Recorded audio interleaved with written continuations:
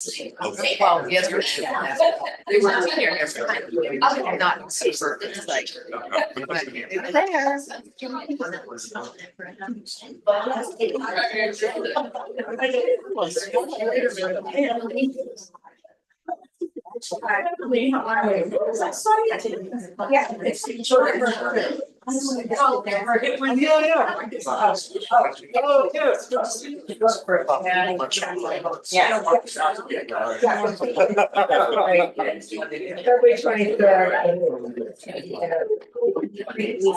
Yeah, no, it's been great.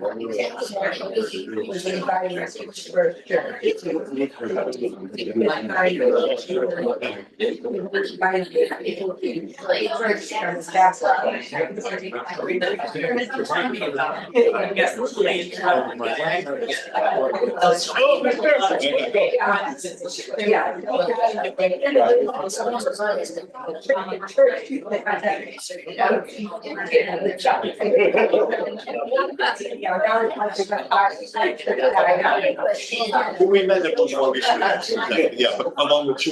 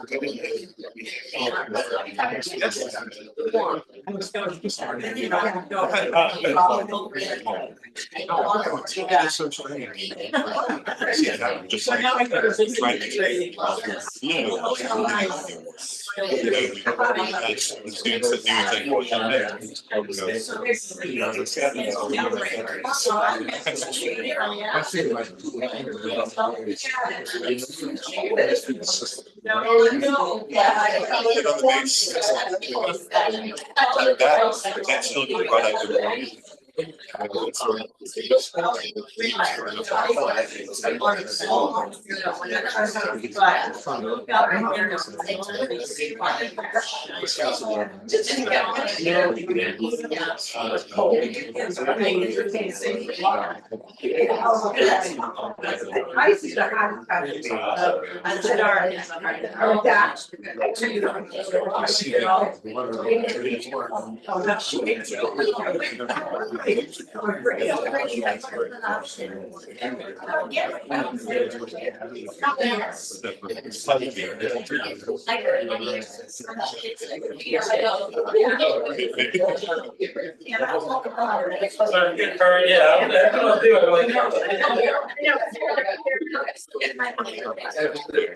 They were celebrating the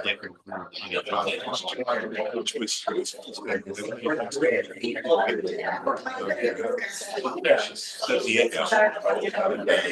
she's the kind of speaker that she's talking, you're sort of sitting there going, this is like, it's getting a little inappropriate. Like, really? It was fun. No, she just telling tales about manager relationship. And she's talking about one experience of former co-agents that despised her on a train. Talking about what happened. Good storytelling. That sounds fun. It was. This was at the Howard Narrative Conference in Boston University. Where undergraduate students and graduate students. Professional writing. And that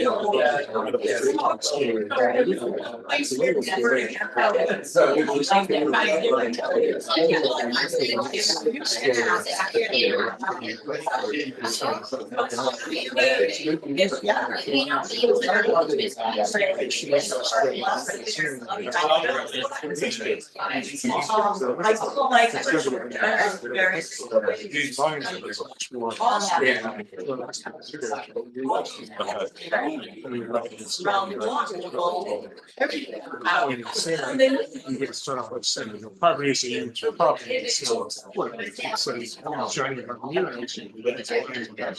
But she had children. They're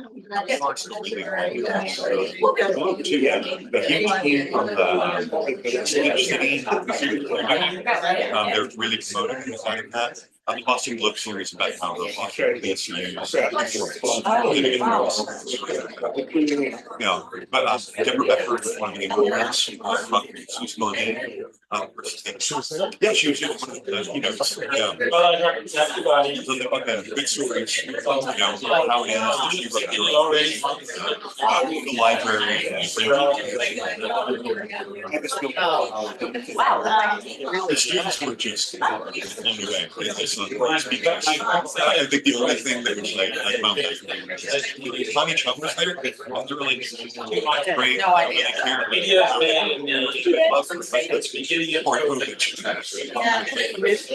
Yeah, but again, watching more footage. So they actually look like again.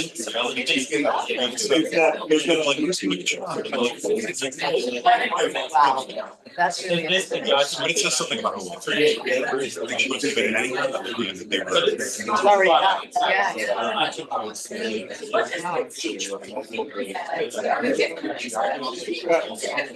telling you, I realize it's really hard to actually know how to properly.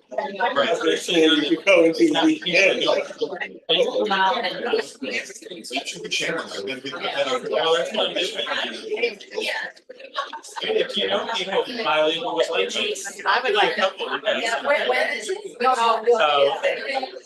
Next Tuesday. next Tuesday. Oh, okay. So not this coming Tuesday. Oh, it's a movie.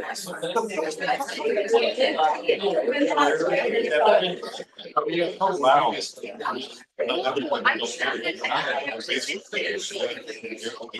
We release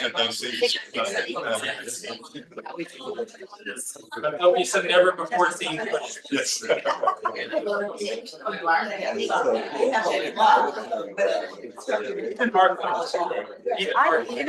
notice it. I think when it showed before, I did not. You know.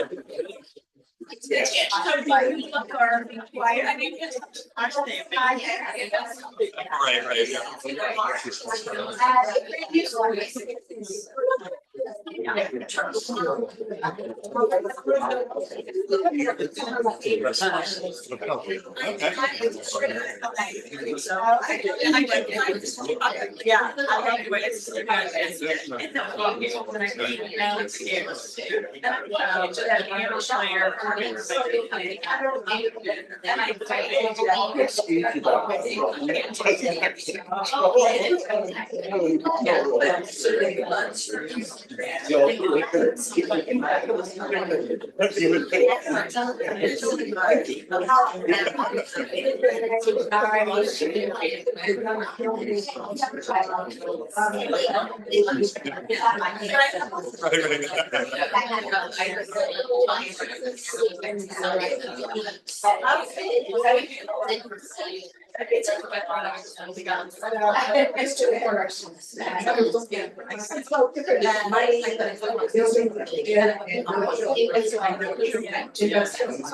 We're drawn, like staying drawn to the kids. The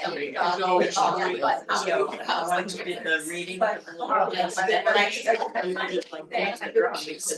future.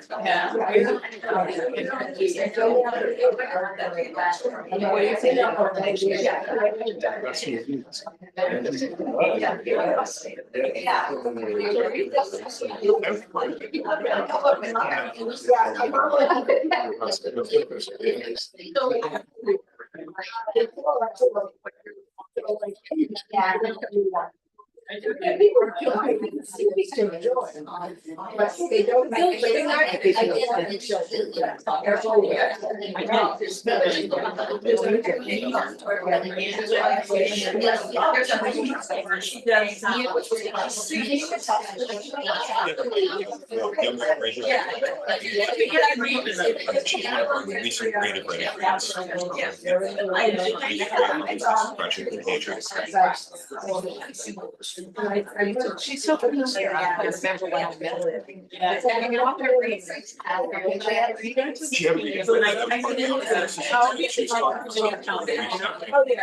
So I never thought about that. Our family, like walking away.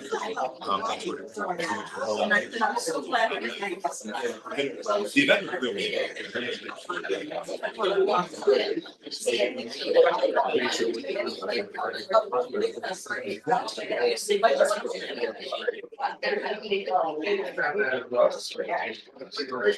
Some of my stuff. I did not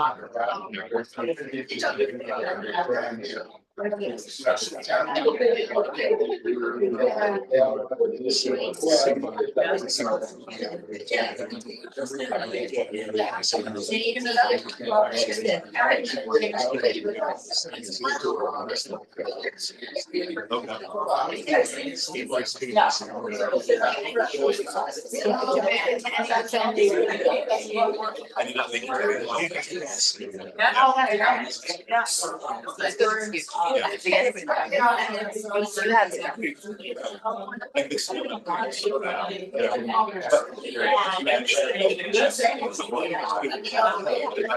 I've got a full of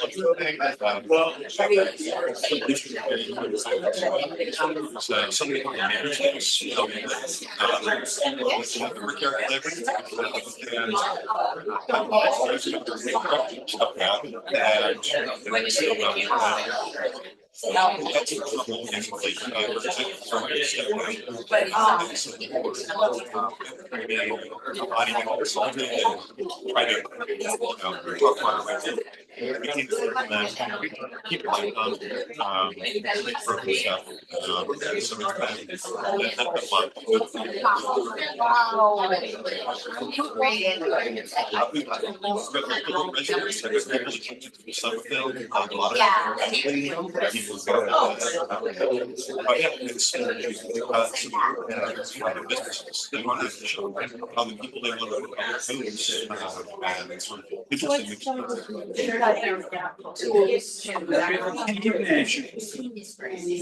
Hello and welcome. My name is J.D. Sprimger. I'm the chair of the Salem Athenaeum's Writing Committee, and I want to welcome you to this celebration of the Scarlet Letter. Before I get started, I want to be sure to thank the people who make this program and so much of the programming here at the Athenaeum possible. Carolyn McGuire. And Director Jean Marie Troches.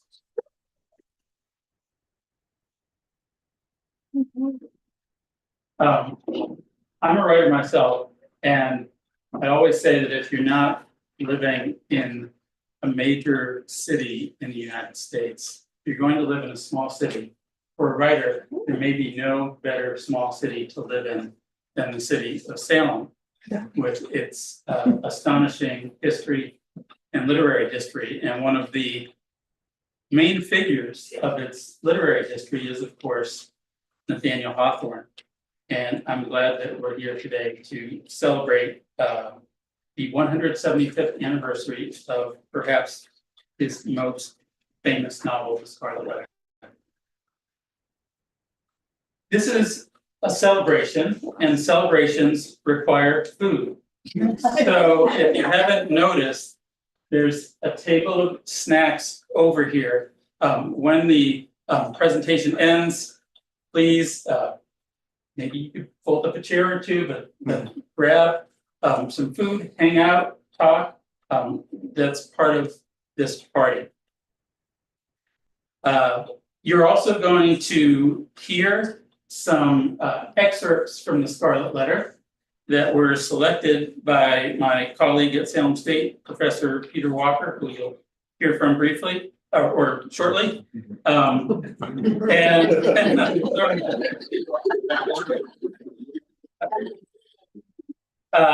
There's also artwork by a number of local artists here, so I encourage you to check that out. Most of it is on that back wall, although Danielle Jones has this amazing dress right here, which you can enjoy and check out.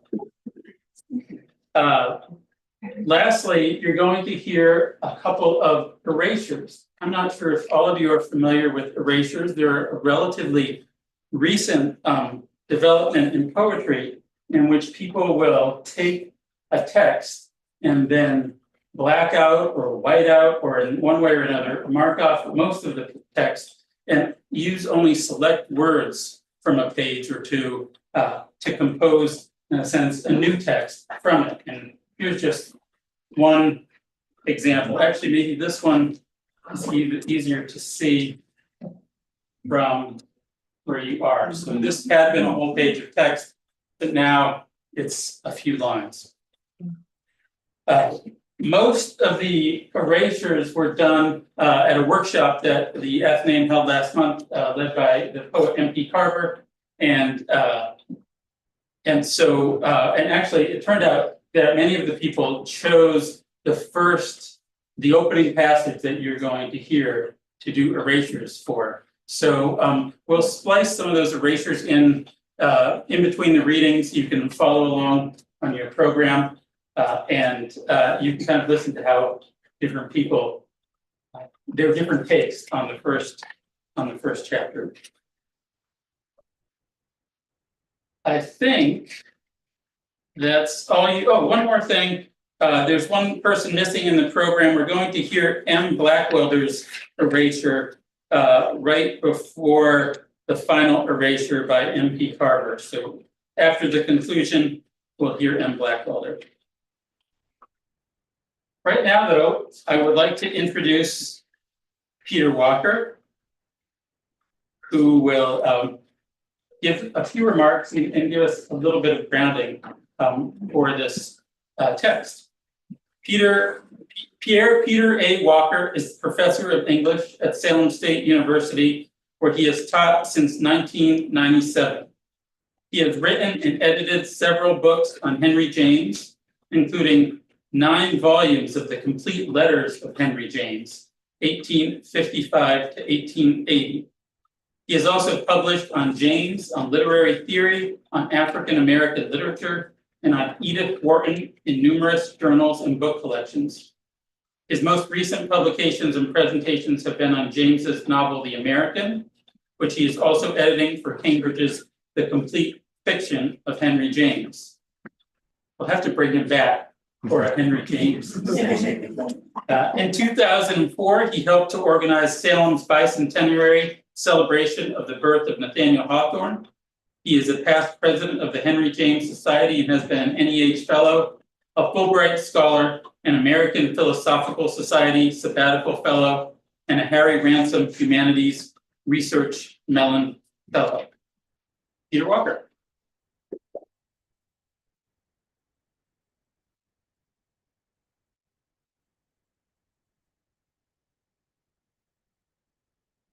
I completely lost my voice and it doesn't seem to want to come back. So I'm using this microphone and hopefully you'll be able to hear me and follow me.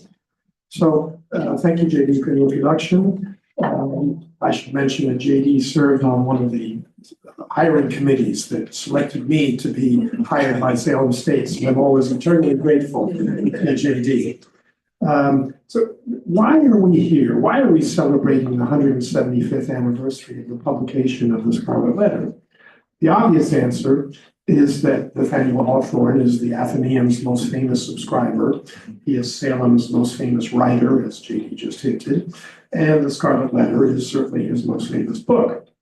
But this simple answer begs the question, why is Hawthorne Salem's most famous writer and this novel his most famous one?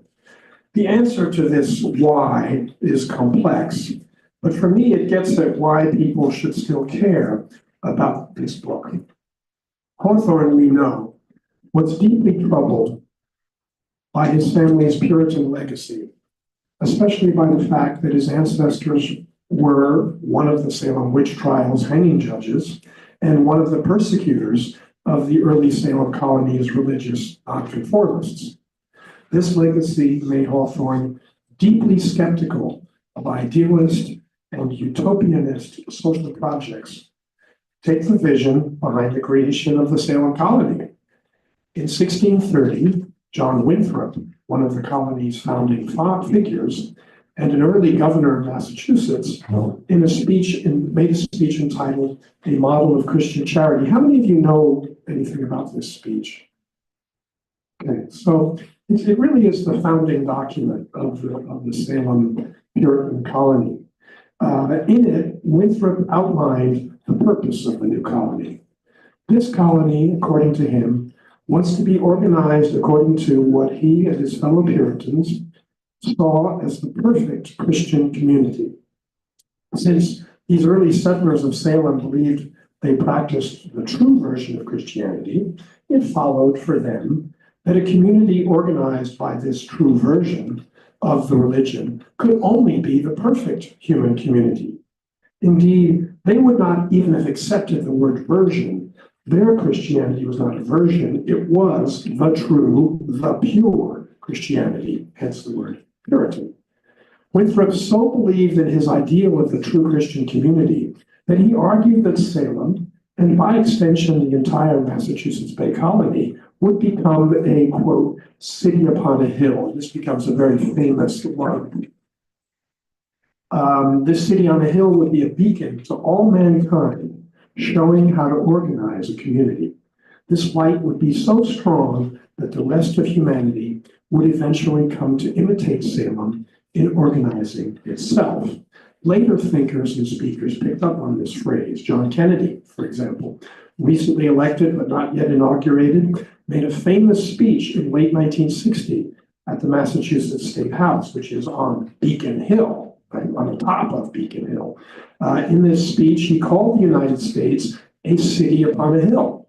He meant this not in the religious sense, as Winthrop did, but that what he meant was that our country serves as a beacon of hope to all the world, a beacon that says that you too can organize yourselves according to the same democratic and, by the way, capitalistic principles. And 20 years later, Ronald Reagan made a very similar speech. Winthrop believed that he and his followers were God's chosen people, and that God was using them to reveal to the world the true religion and how God wanted his followers to organize their communities. Kennedy and Reagan and countless other American leaders secularized Winthrop's message, but retained the idea that the community we created would show the rest of the world how best to organize itself. This is why Barack Obama, while not explicitly invoking Winthrop, more than once called the United States, quote, exceptional. Hawthorne knew what Winthrop could not, and what Kennedy, Reagan, and Obama conveniently forgot, and that all of you who lived in Salem probably don't forget, which is that the Salem of 1692 transformed the zeal of a Winthrop into the murderous obsession to punish others. Hawthorne's fiction, especially The Scarlet Letter, warns us not to forget this larger lesson of 1692. You will hear in a minute a reading of the opening pages of The Scarlet Letter. Pay close attention to the first lines. These opening lines point out that no utopia can dispense with two essential institutions, the cemetery and the prison.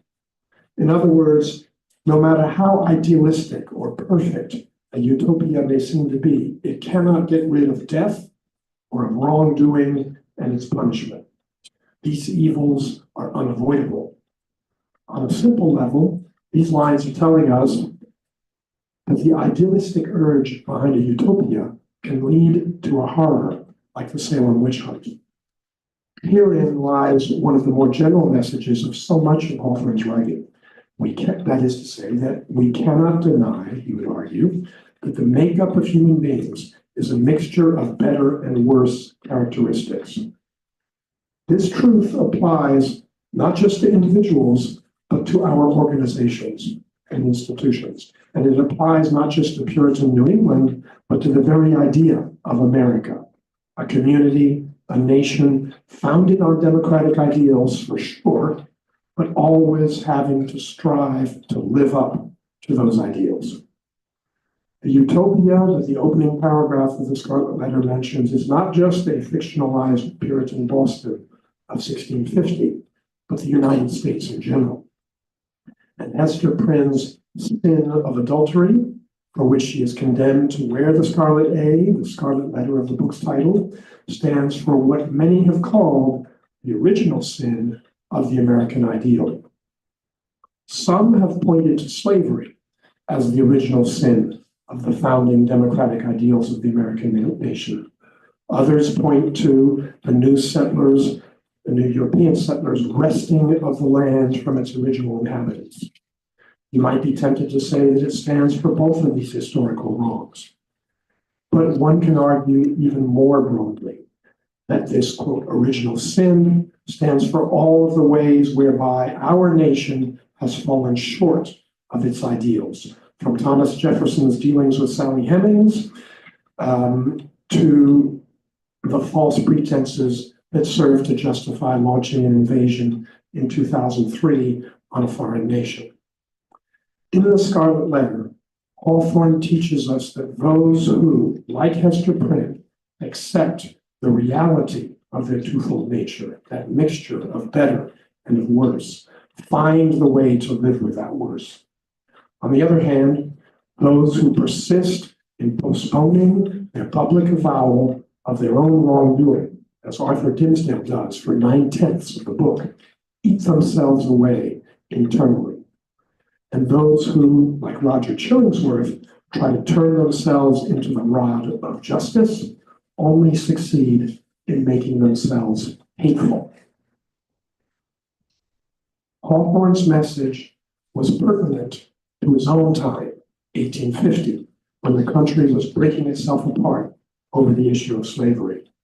We mustn't forget that Hawthorne wrote the Scarlet Letter 200 years after the events it describes. It takes place in 1650. Thus today we are still closer to the writing of the Scarlet Letter than the novel is to the time in which it was set. The Scarlet Letter is therefore a historical novel, and while historical novels have much to teach us about the historical period in which they take place, their meaning targets their own present, the time of their composition, and by extension, that meaning applies to our own present.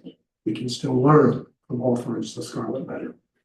Hawthorne's meaning for 1850 continues to remain pertinent to us. That meaning is a reminder to accept both the better and the worse characteristics in the idealist urges behind the founding and the continuing history of our country. It is because of the importance of this meaning that we continue to celebrate Hawthorne's literary achievements and, above all, his most famous book, The Scarlet Letter. We must heed and remember Hawthorne's meaning heed and remember Hawthorne's meaning. Not in order to make America great again, but if we are to succeed in making America truly great at all. Like,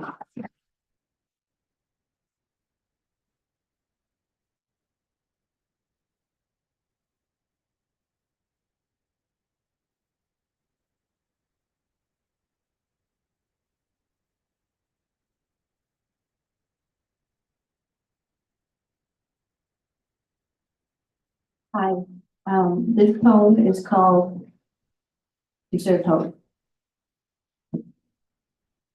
Human virtue built the first prison house, the first burial ground, became the unsightly black flower of society. But on one side, fragile beauty came forth to be kind.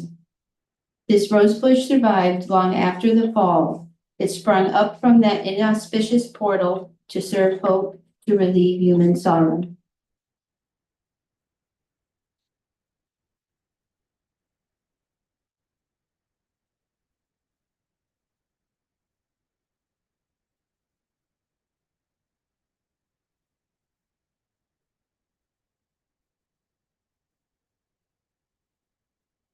Thank you, Pierre. That was a wonderful introduction. Let's go. Anyone feedback?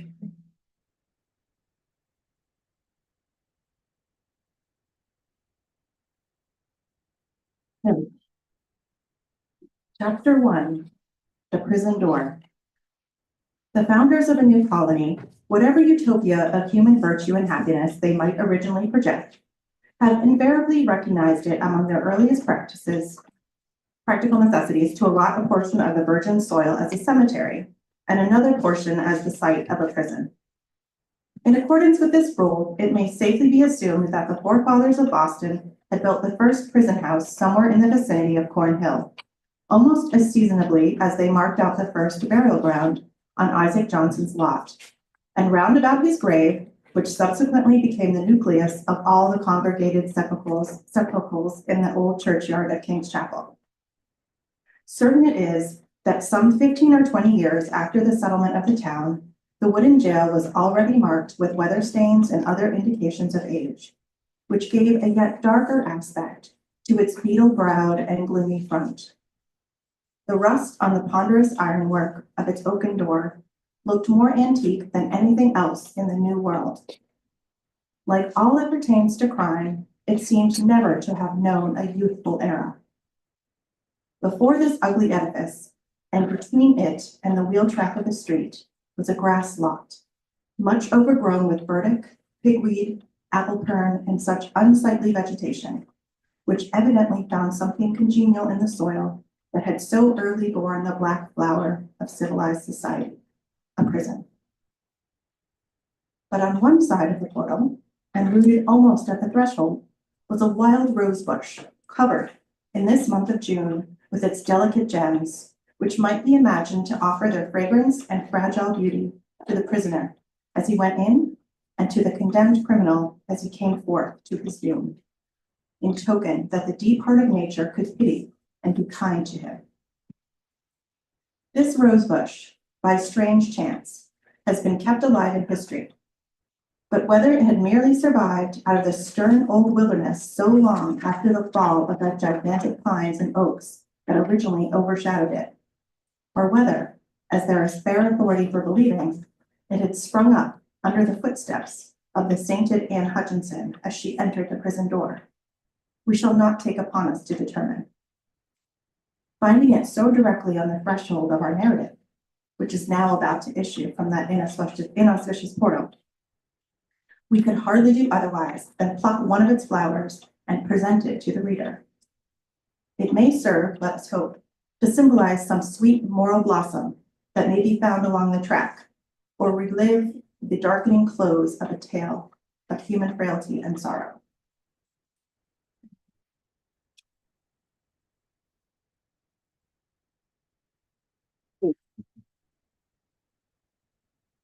And here's an erasure by Tony Altina, who wasn't able to make it tonight. Utopia of human virtue, a portion of virgin soil. In accordance with this rule, it may be somewhere marked out the nucleus of weather stains and indications of age, a darker aspect, beetle-browed, gloomy, more antique than prime, ugly edifice, overgrown, something congenial in the soil, the black flower, a wild rose bush, delicate gems offer fragrance and fragile beauty. Rosebush, alive in history, overshadowed authority, sainted threshold of narrative, issue from that inauspicious portal.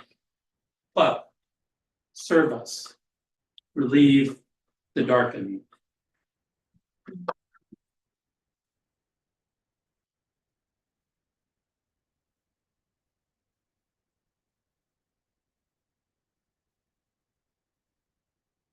Excerpt from chapter 10, The Leech and His Patient. Roger Chillingsworth, Molly Hester, noticed to be her legal husband, has been ostensibly overseeing the health of Reverend Arthur Dimmesdale, but he clearly suspects something of Dimmesdale's relationship with Hester.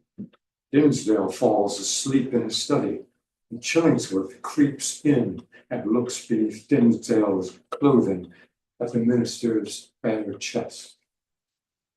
The physician advanced directly in front of his patient, laid his hand upon his bosom, and thrust aside the vestment that hitherto had always covered it, even from the professional eye. Then indeed, Mr. Dimmesdale shuddered and slightly stirred. After a brief pause, the physician turned away. But with what a look of wonder, joy, and horror, with what a ghastly rapture, as it were, too mighty to be expressed only by the eye and features, and therefore bursting forth through the whole ugliness of his figure, and making itself even riotously manifest by the extravagant gestures which with he threw up his arms toward the ceiling, and stamped his foot upon the floor. Had a man seen old Roger Chillingsworth at that moment of his ecstasy, he would have had no need to ask how Satan comports himself when a precious human soul is lost to heaven and won into his kingdom. But what distinguished the physician's ecstasy from Satan's was the trait of wonder in it.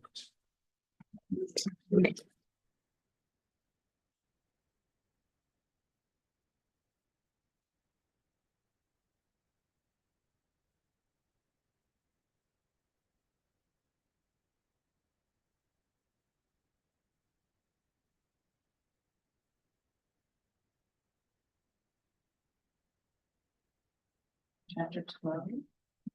Syndrome. Closer to it, she says. Just a little background. Dimmesdale tries to do penance by standing at night on the scaffold where Hester has been publicly humiliated in chapters 2 and 3. Hester and Pearl happen by, and he calls to them.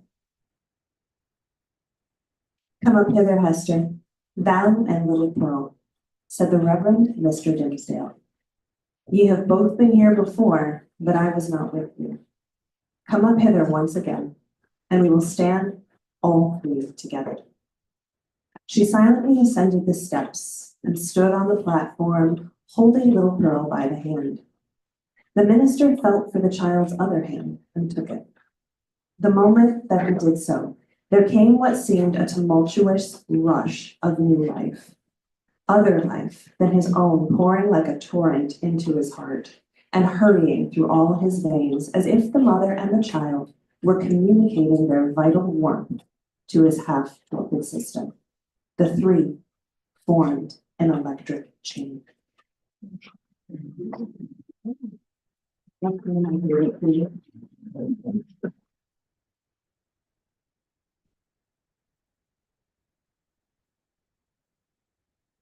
Reading chapter 12, from chapter 12, the minister's vigil. Oh, I'm sorry. Excuse me, from chapter 17, the pastor and his parishioner. Hester and Dimmesdale have run into each other in the forest. She reveals to him that Chillingworth is her legal husband and asks Dimmesdale to forgive her for not having told him sooner. I do forgive you, Hester, replied the minister at length, with a deep utterance out of an abyss of sadness, but no anger. I freely forgive you now. May God forgive us both. We are not, Hester, the worst sinners in the world. There is one worse than even the polluted priest. That old man's revenge has been blacker than my sin. He has violated in cold blood the sanctity of the human heart. Thou and I, Hester, we never did so. Never, never, whispered she. What we did had a consecration of its own. We felt it so. We said so to each other. Hast thou forgotten it? Hush, Hester, said Arthur Dimmesdale, rising from the ground. No, I have not forgotten.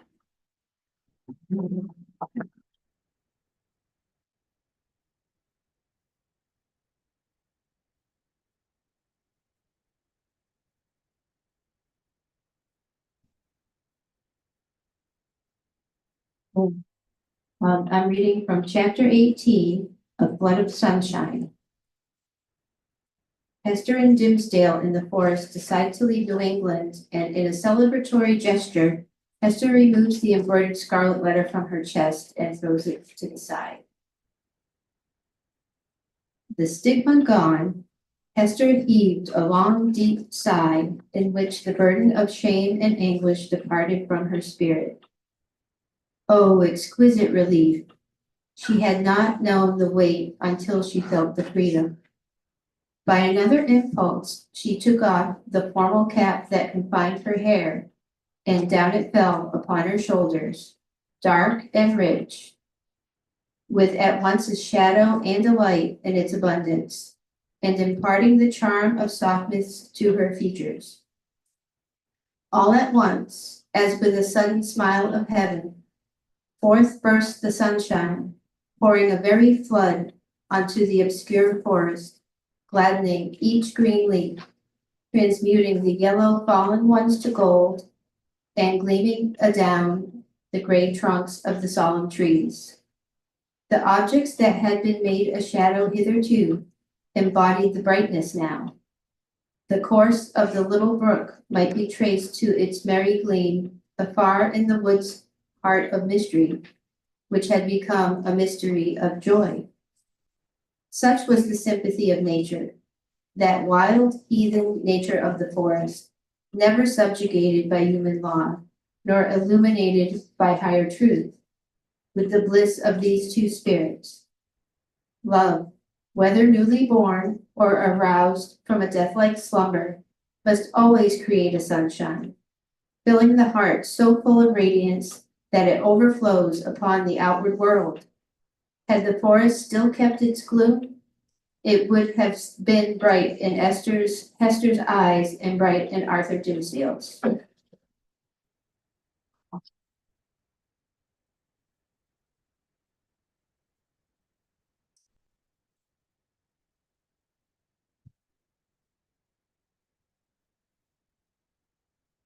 Chapter 19, The Child at the Brookside. Now that they have agreed to try to leave New England, Hester tries to convince Pearl to appreciate Dimmesdale. Doth he love us? Said Pearl, looking up with acute intelligence into her mother's face. Will he go back with us, hand in hand, we three together, into the town? Not now, my child, answered Hester, but in days to come he will walk hand in hand with us. We will have a home and fireside of our own, and thou shalt sit upon his knee, and he will teach thee many things, and love thee dearly. Thou wilt love him, wilt thou not? Won't he always keep his hand over his heart? Inquired Pearl. and from chapter 21, the New England holiday. Hester and Pearl in the crowd before Dimsdale is to give the election day sermon. And will the minister be there? Asked Pearl. And will he hold out both his hands to me, as when thou leddest me to him from the brookside? He'll be there, child, answered her mother, but he will not greet thee today, nor must thou greet him. What a strange, sad man is he, said the child, as if speaking partly to herself. In the dark night time he calls us to him, and holds thy hand in mine, as when we stood with him on the scaffold yonder. And in the deep forest, where only the old trees can hear, and the strip of sky see it, he talks with thee, sitting on a heap of moss. And he kisses my forehead too, so that the little brook would hardly wash it off. But here in the sunny day, and among all the people, he knows us not, nor must we know him. A strange, sad man is he, with his hand always over his heart.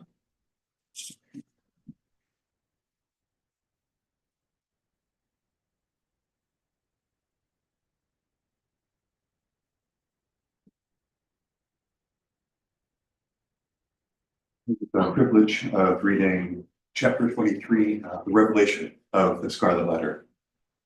In this passage, having given the election day sermon, Dimsdale steps upon the scaffold, publicly summons Hester and Pearl to him, and reveals to the crowd his own red stigma.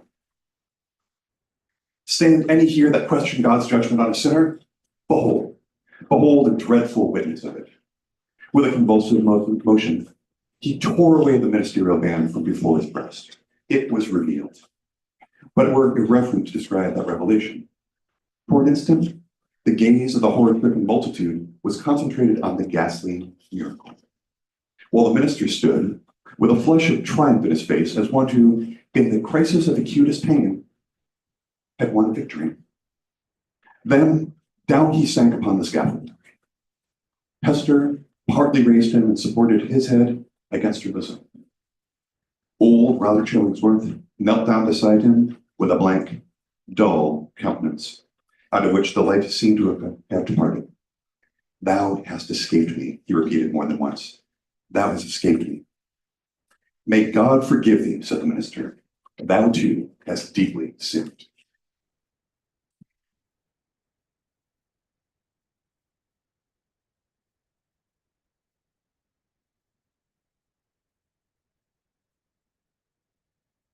Poetry. I'm not a poet, but MK was teaching this erasure class, and I was curious. And so I recommend any of these classes. I am a writer and part of the Salem Writers Group here, recommend that as well. And the Gables, absolutely love the Gables. And so this was also about Nathaniel Hawthorne, so the class one. So I thought that was really cool. So here goes. This is entitled Virtue. Utopia of human virtue, recognized virgin soil. Ground on the nucleus chapel of the town.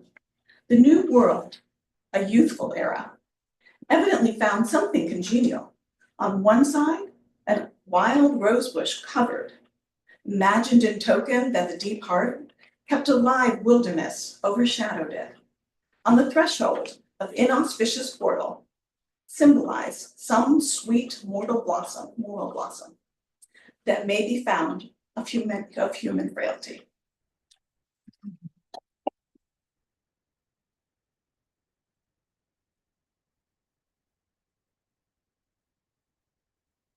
Here's the last erasure from that first passage. This is by Jack Joward.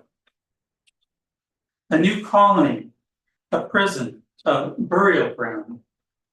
Some 15 or 20 years after the settlement of the town, the new world is overgrown with the black flower of civilized society, a wild rose which, by a strange chance, has been kept alive in history. It had sprung up under the prison door. We shall not take upon us to pluck it. We present it to the reader, a sweet blossom of human frailty.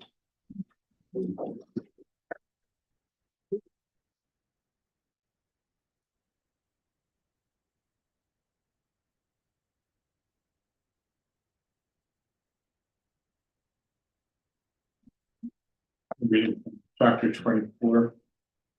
Conclusion. This is following the death of Timothy. The authority which we have chiefly followed, the manuscript of old date, drawn up from the verbal testimony of individuals, some of whom had known Hester Prynne, while others had heard the tale from contemporary witnesses, fully confirms the view taken in the foregoing pages. Among many morals which press upon us from the poor minister's miserable experience, we put only this into a sentence: be true, be true, be true. Show freely to the world, if not your worst, yet some trait whereby the worst may be inferred. Many years later, after Hester returns from Britain to Boston and dons again the Scarlet Letter. But there was a more real life for Hester Prynne here in New England than in that unknown region where Pearl had found a home. Here had been her sin, here her sorrow, and here was yet to be her penitence. She had returned, therefore, and resumed of her own free will, for not the sternest magistrate of that iron period would have imposed it, resumed the symbol of which we have related so dark a tale. Never afterwards did it quit her bosom. But in the lapse of the toilsome, thoughtful, and self-devoted years that made up Hester's life, the Scarlet Letter ceased to be a stigma which attracted the world's scorn and bitterness, and became a type of something to be sorrowed over and looked upon with awe, yet with reverence too. And as Hester Prynne had no selfish ends, nor lived in any measure for her own profit and enjoyment, people brought all their sorrows and perplexities and besought her counsel as one who had herself gone through a mighty trouble. Women, more especially, in the continually recurring trials of wounded, wasted, wronged, misplaced, or erring in sinful passion, or with the dreary burden of a heart unyielded because unvalued and unsought, came to Hester's cottage, demanding why they were so wretched and what the remedy. Hester comforted and counseled them as best she might. She assured them, too, of her firm belief at some brighter period when the world should have grown ripe for it, in heaven's own time, a new truth would be revealed in order to establish the whole relation between man and woman on a surer ground of mutual happiness. Earlier in life, Hester had vainly imagined that she herself might be the destined prophetess, but had long since recognized the impossibility that any mission of divine and mysterious truth should be confided to a woman stained with sin, bowed down with shame, or even burdened with a lifelong sorrow. The angel and apostle of the coming revelation must be a woman, indeed, but lofty, pure, and beautiful, and wise moreover, not through dusky grief, but the ethereal medium of joy, and showing how sacred love should make us happy by the truest test of a life successful to such an end.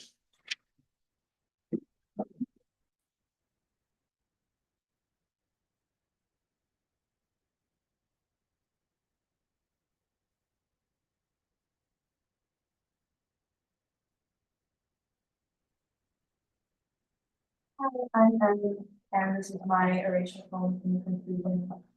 Life, a type of sorrow, brought through women, remedy the world, the vain mission with dusk love, pearl sorrow, iron thoughts, oh, look with awe, people, the mighty women, wounded, wasted, wronged, passion unyielding, bright, divine woman, bow down to the sacred light.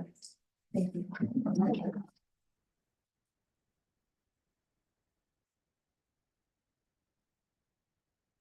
It's interesting that M's piece focused on women. This last erasure by M.P. Carver also talks about desire in only a positive way. I think it's very nice, and it's from a different part of the book than what you've heard previously. That mystery on her breast, methinks it touching, and would gladly learn it. Looking daily now for months, I know, yet know it not.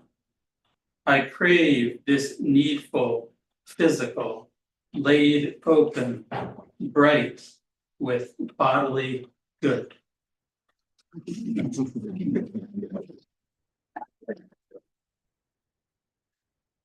So could we just have, first of all, I want to thank Peter Walker again for that wonderful introduction. And also he selected all the passages and wrote the summaries to help explain them. So thanks, Peter.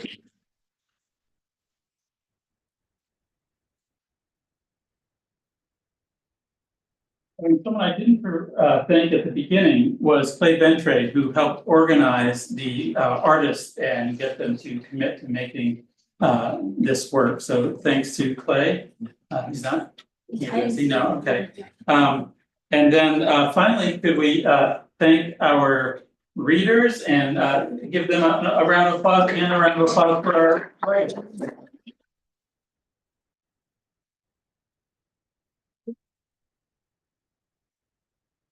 If you haven't felt too bombarded with poetry already, I just want to end by announcing an event that's happening next week.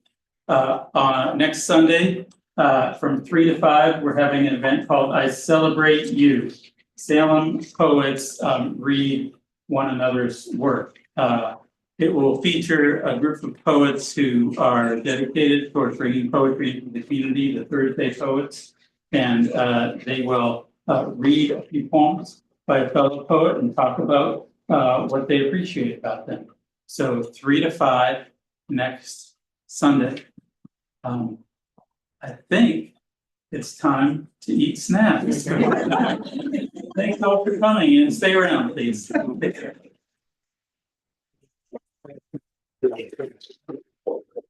Thank you.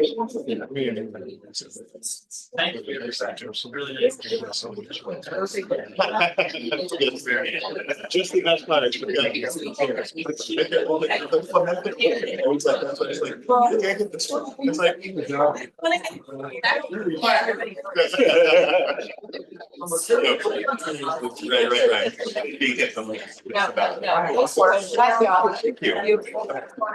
You're asking before. It's a little flyer. So I can see the description. This is all. Please, yeah. If you know anybody that might need. Publication.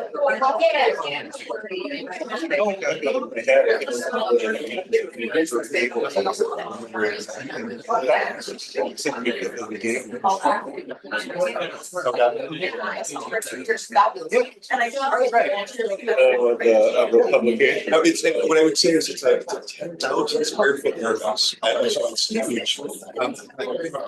Yeah, exactly. Yeah, it's anything that you like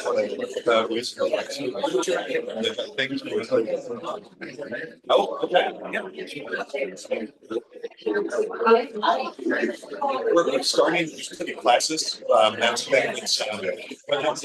space very much is it is like the Y. It's like it's down, regular upgrades, and But I love talking more about it because I have a lot of fun and I've learned a lot and yeah. Yes.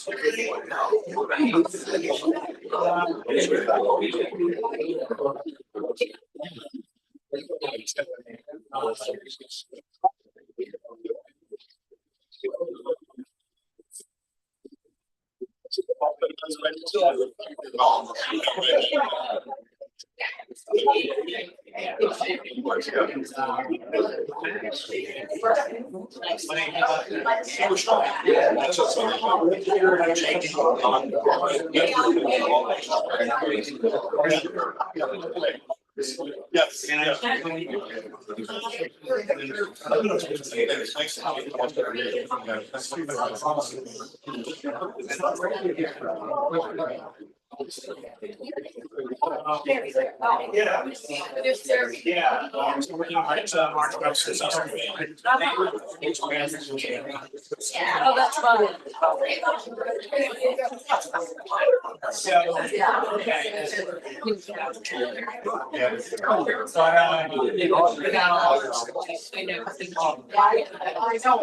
Yes,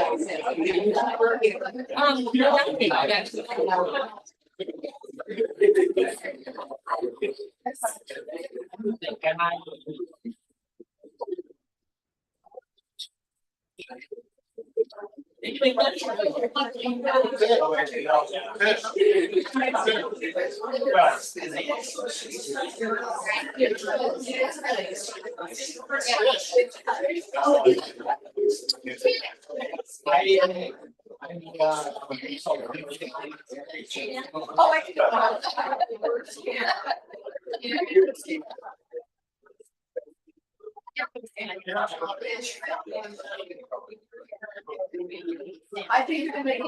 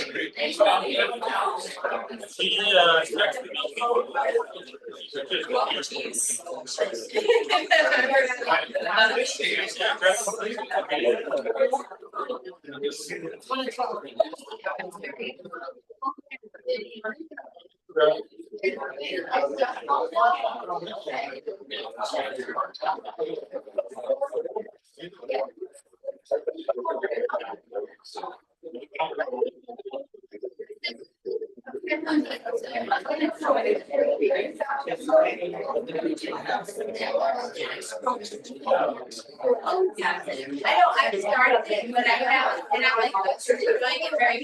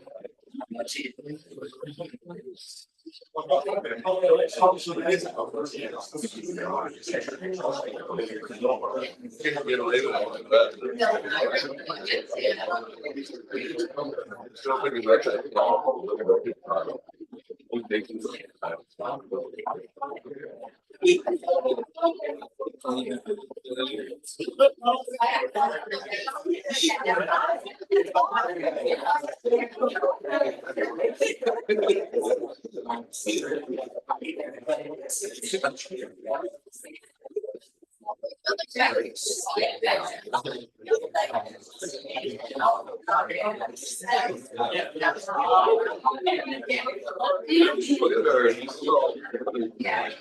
I mean, it's my third. You're gonna do a TikTok.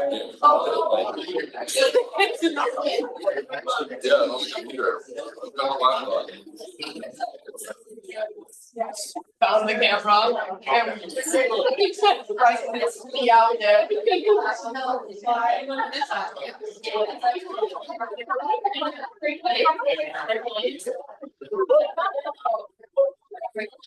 Okay. Well,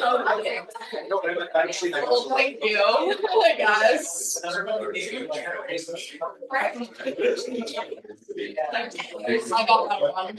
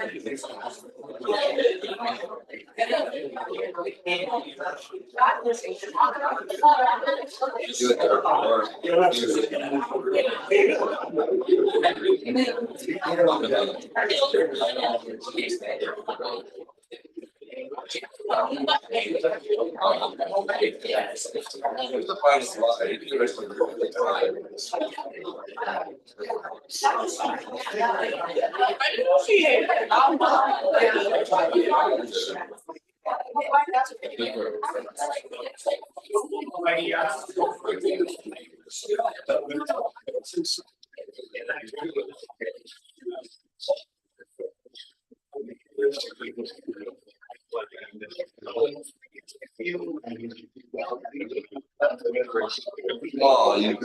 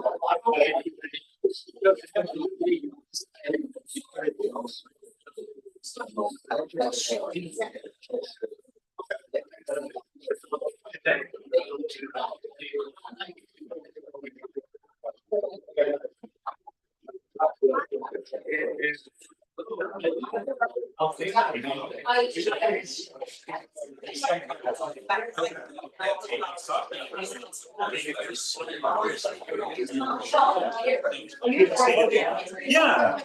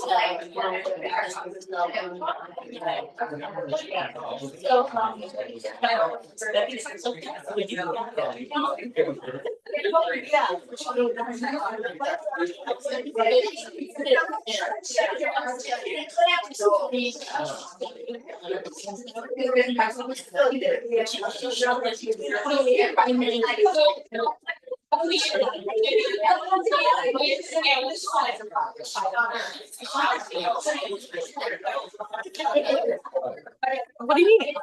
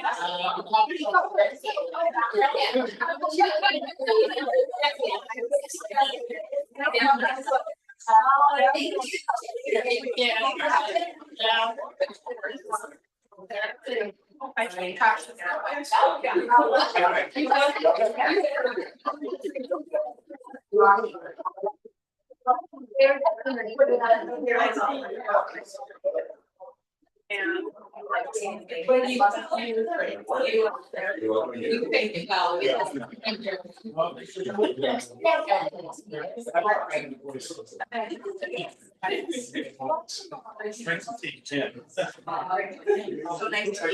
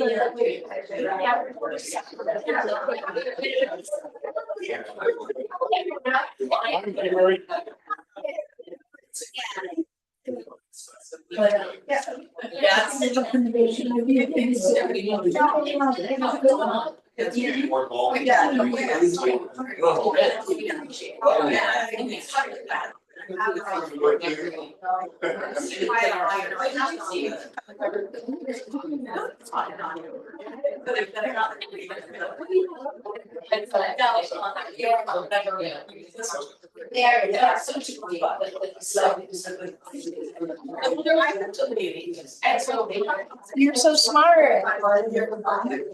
Don't get it in on our hands.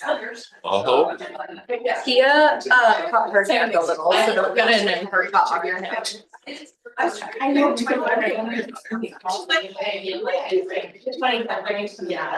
That little owl is so cute. Little owl. I love owls.